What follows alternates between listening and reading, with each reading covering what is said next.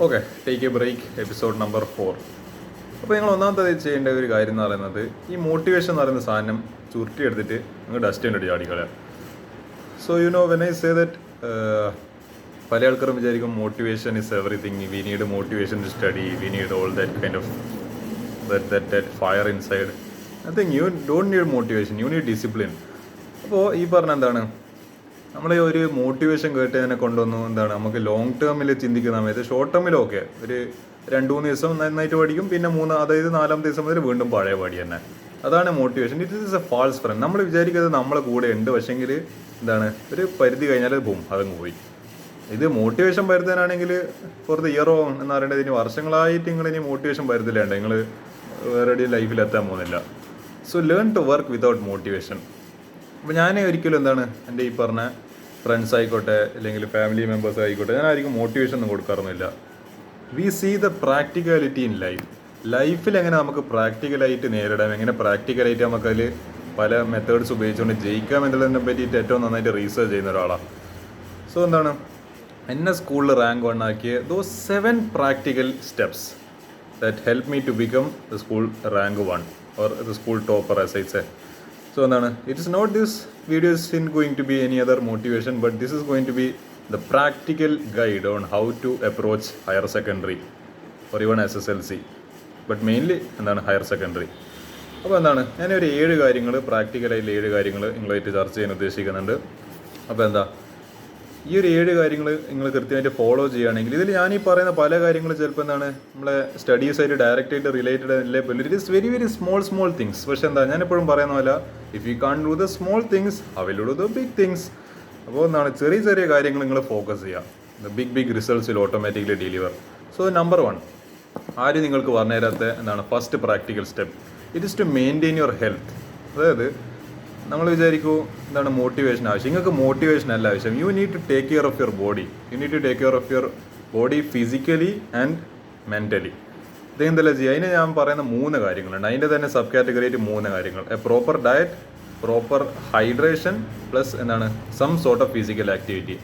Proper ഡയറ്റിന് എന്ന് വെച്ചാൽ ഡയറ്റ് മീൻസ് എന്താണ് പട്ടിണി കിടക്കുക എന്നതല്ല ഇതിനെക്കൊണ്ട് ഞാൻ മീൻ ചെയ്യുന്നത്. It is about diet means it is about eating the right food with all the nutrients and the vitamins and the protein and whatever it is, and reducing all those what we say junk food with the എന്താണ് unhealthy qualities with എന്താണ് more number of calories.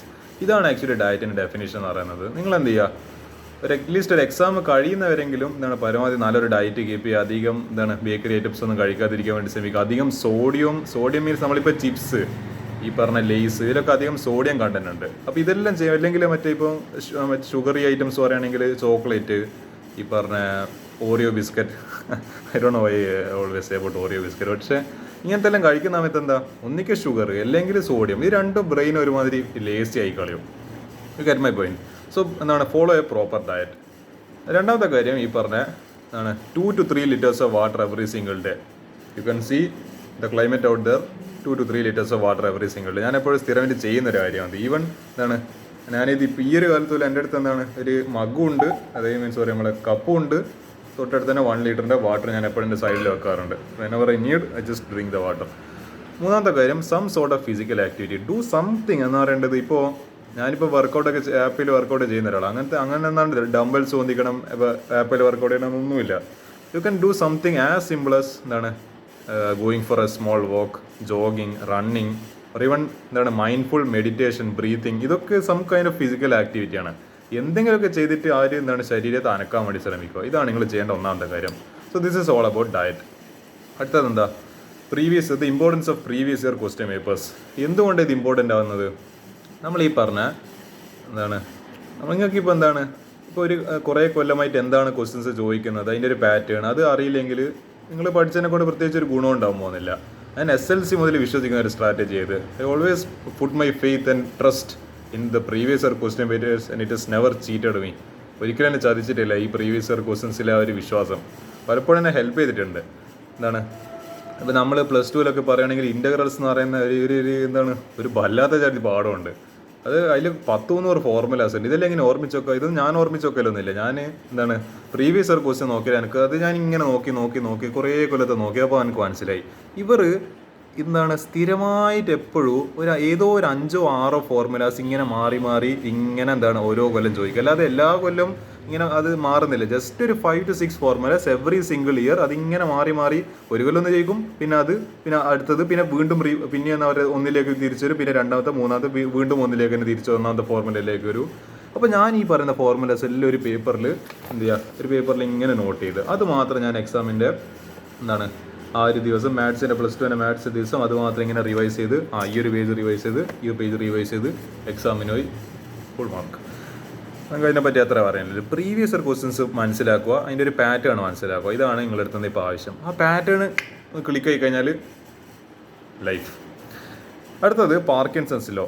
നമ്മൾ എത്ര ദിവസം എന്താണ് ഇങ്ങനെ വെറുതെ waste ആക്കാനുള്ള ഒരു അസൈൻമെൻറ്റ് തന്നിട്ട് അത് എന്താണ് അത് ഇങ്ങനെ ഓരോ ദിവസം എന്താണ് നീട്ടി കൊണ്ടുപോയി, അല്ലെങ്കിൽ ഒരു ലാബ് റെക്കോർഡല്ലോ ഒരു പറഞ്ഞ ദിവസം പറഞ്ഞിട്ട് അതും ആ ടീച്ചർ ഇപ്പോൾ ഒരു ദിവസം പറഞ്ഞിട്ട് അതും കഴിഞ്ഞിട്ടായിരിക്കും ചിലപ്പോൾ പല ആൾക്കാർ സബ്മിറ്റ് ചെയ്യുന്നുണ്ടാവുക.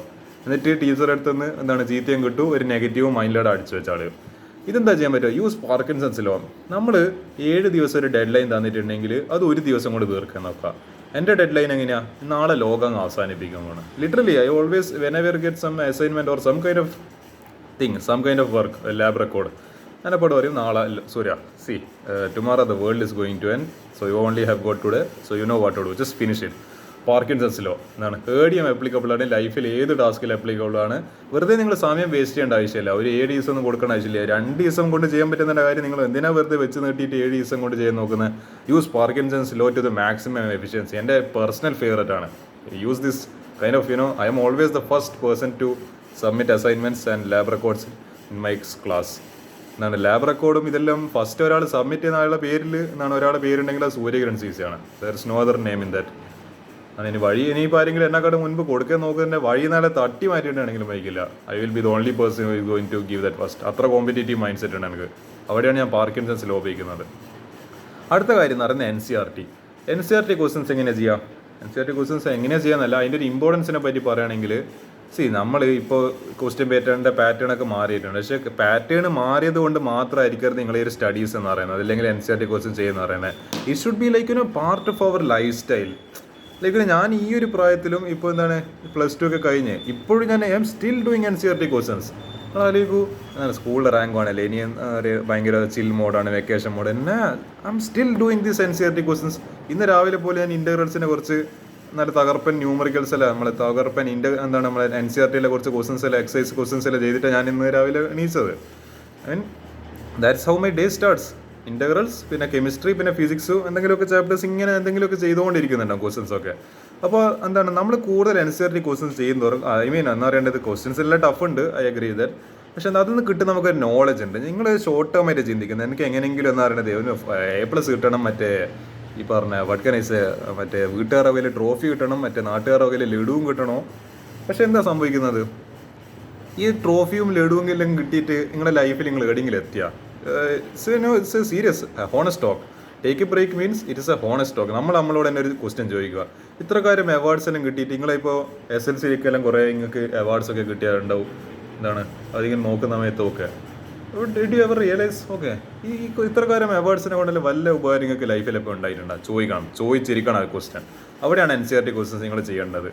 നമ്മൾ ലൈഫിലൊരു അച്ചീവ്മെൻറ്റ് കിട്ടിയെന്ന് വിചാരിച്ചിട്ട് അപ്പോൾ ഞാൻ എല്ലാമായി അങ്ങനെ വിചാരിക്കരുത്.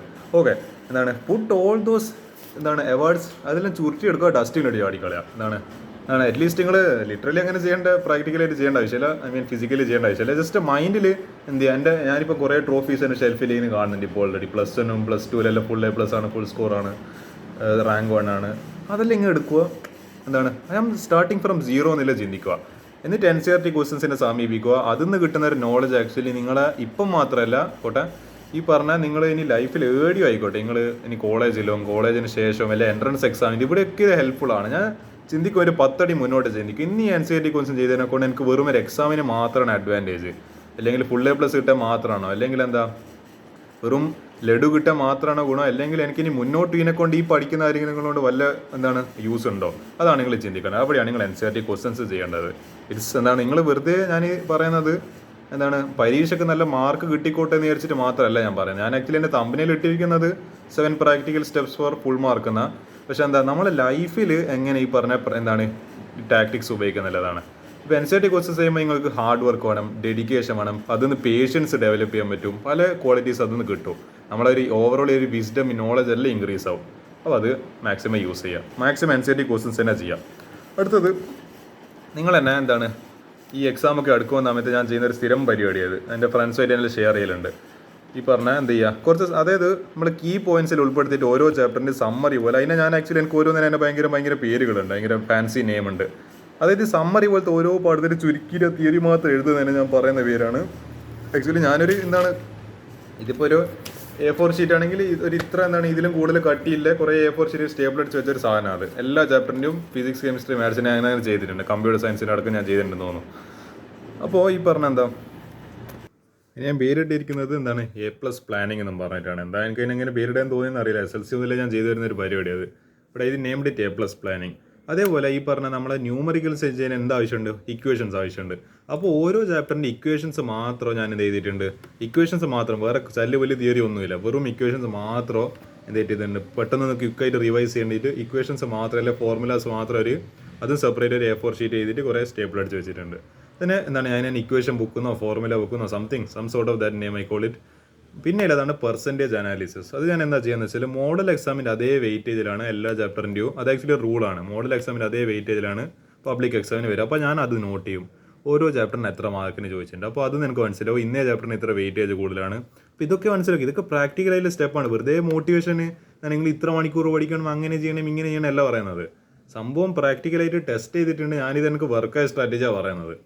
അപ്പോൾ ഞാനിത് ചെയ്തിട്ടുണ്ട്, എനിക്കിത് വർക്കായിട്ടുണ്ട്, ടക്ക് ഫുൾ മാർക്ക്. പിന്നെന്താ നമ്മുടെ ഷുവർ ക്വസ്റ്റ്യൻ ബുക്ക്. ഞാൻ ഈ പ്രീവിയസ് ഇയർ ക്വസ്റ്റ്യൻസ് എല്ലാം നോക്കും. എപ്പോഴും സ്ഥിരമായിട്ട് ചോദിക്കുന്ന കുറേ ക്വസ്റ്റ്യൻസ് ഉണ്ട്, അധികം ഫ്രീക്വൻസിയിൽ വരുന്നത്. അപ്പോൾ അത് ഞാൻ ഇങ്ങനെ ഒരു സെപ്പറേറ്റ് ഒരു നോട്ട് ബുക്കിൽ A4 ഷീറ്റിൽ ഇങ്ങനെ കുറിച്ച് നോക്കൂ. അത് അങ്ങനത്തെ ക്വസ്റ്റ്യൻസ് ഓരോ ചാപ്റ്ററിന് ഫോക്കസ് ചെയ്ത് പഠിക്കുമ്പോൾ അതിനായിരിക്കും എക്സാമിന് അധികം വരാൻ ചാൻസ് ഇല്ലോ. ഇപ്പോഴത്തെ കാലത്ത് ക്വസ്റ്റ്യൻ പാറ്റേൺ മാറിയോണ്ട് നടക്കുമെന്ന് എനിക്കറിയില്ല. പക്ഷേ പരമാവധി നിങ്ങൾ പ്രീവിയസ് ഇയർ ക്വസ്റ്റ്യൻസിന് ഒരിക്കലും അവഗണിക്കരുത്. കുറച്ച് ഡിഫിക്കൽട്ട് ക്വസ്റ്റ്യൻ പേപ്പേഴ്സിലും കിട്ടണമെങ്കിൽ നിങ്ങൾ 2019 മുൻപിലെ ക്വസ്റ്റ്യൻസ് അത് ബാക്കൗട്ടേക്ക് ചെയ്ത് 2018, 17, 16 നല്ല ടഫില്ല എൻട്രൻസ് ലെവലിൽ ക്വസ്റ്റ്യൻസ് ചോദിക്കുന്ന ഒരു ഇതാണ്. അതൊക്കെ പ്രാക്ടീസ് ചെയ്യാൻ വേണ്ടി ശ്രമിക്കുക. അപ്പോൾ നിങ്ങൾക്ക് കുറച്ചും കൂടി സാധനം ഡെവലപ്പ് ആവും. അതാണ് എനിക്ക് 5ാമത്തെ കാര്യമായിട്ട് അറിയുന്നത്. 6ാമത്തെ കാര്യം find your true passion. So ഈ കാര്യത്തിന് ആക്ച്വലി നിങ്ങൾ ഈ പറഞ്ഞ മാർക്ക് കിട്ടലായിട്ട് ബന്ധമില്ല. പക്ഷേ നിങ്ങൾ +1 ആയിക്കോട്ടെ +2 ആയിക്കോട്ടെ, നിങ്ങളൊരു പാഷൻ നിങ്ങൾ കണ്ടുപിടിക്കുക. അതായത് അതിപ്പോൾ നമ്മൾ അക്കാഡമിക്സ് ആയിക്കോട്ടെ, if you love mathematics as A subject, work very hard for that subject.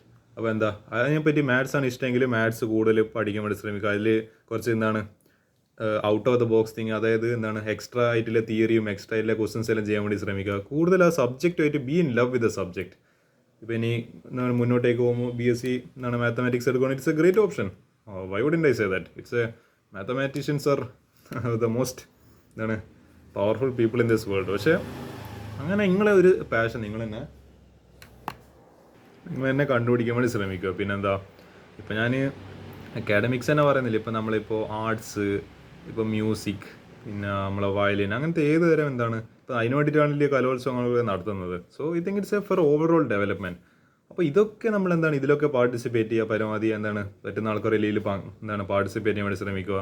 ഇപ്പം മ്യൂസിക്കിനോട് താല്പര്യം, എന്തുകൊണ്ട് നിങ്ങൾക്ക് ഒരു മ്യൂസിക്കിലെ ഒരു കരിയർ എന്തുകൊണ്ട് സെലക്ട് ചെയ്തുകൂടാ? സോ ദാറ്റ് ഈസ് നിങ്ങൾ എന്തുകൊണ്ട് എല്ലാവരും ഓടുന്ന പോലെ ഒന്നിക്കൽ നീറ്റ് അല്ലെങ്കിൽ ഓൾവേസ് ഡൂയിങ് ലൈക്ക് ദാറ്റ്. മാറി ചിന്തിക്കുക. കോമ്പറ്റീഷൻ കുറവായ ഫീൽഡുകൾ പല ഇതുണ്ട്. നമ്മൾ വെറുതെ കുറേ ഗോൾ കീപ്പർമാരില്ല പോസ്റ്റിലെ ഗോൾ അടിക്കുന്നവരൊക്കെ ഒഴിഞ്ഞു കൊടുക്കുന്ന കുറേ, അതായത് ഗോൾ കീപ്പർമാരൊന്നുമില്ലാത്ത കുറേ ഗോൾ പോസ്റ്റുകളുണ്ട്. അവിടെ ഗോൾ അടിക്കാൻ നോക്കരുതോ.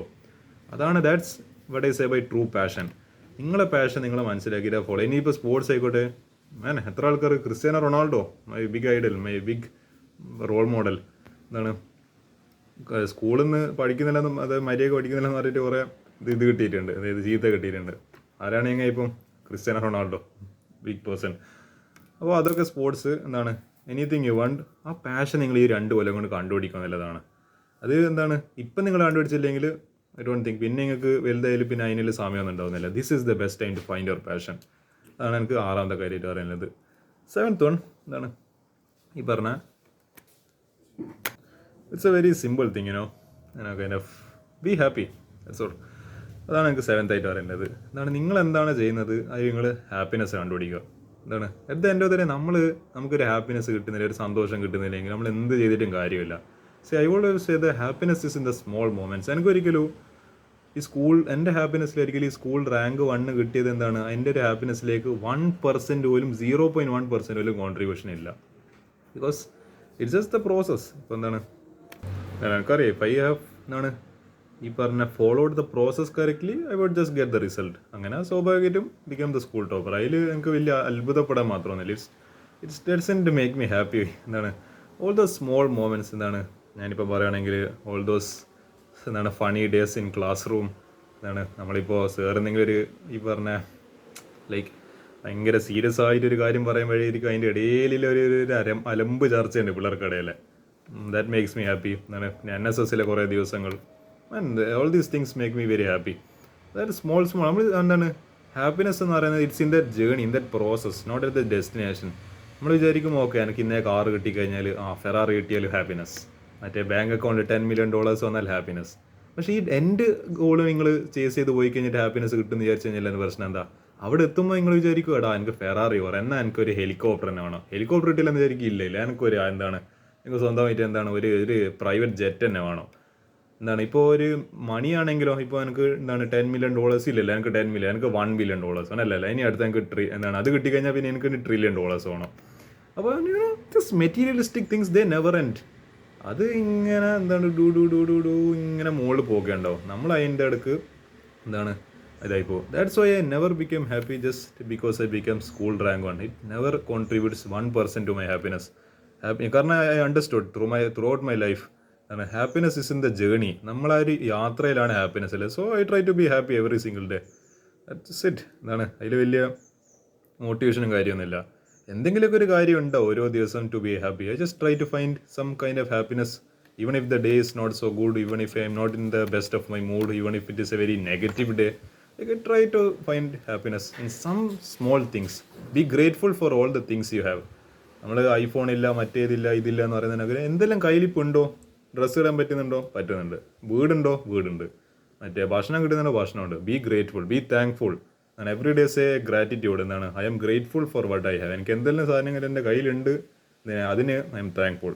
എനിക്ക് കൃതാർത്ഥനാണ്. I am indebted to that. I am indebted to that person or my parents who provide with all these facilities. അതിലാണ് നമ്മൾ ഏറ്റവും വലിയ ഹാപ്പിനെസ് ഇരിക്കുന്നത്. അതിൽ ചെറിയ ചെറിയ കാര്യങ്ങൾ ഹാപ്പിനെസ് കണ്ടുപിടിക്കാൻ വേണ്ടി ശ്രമിക്കുക. നമ്മൾ വലിയ വലിയ ഗോൾസ് തേടുന്നതിനകലോ ഇത് ആക്ച്വലി ഞാനിത് പറയാൻ കാരണം ഈ പറഞ്ഞ സ്കൂൾ റാങ്ക് 1 ആവുമെന്ന് പറയുന്നത് it's not just about writing an exam and getting full mark. ആ മൈൻഡ് സെറ്റ് കൂടിയാണ്.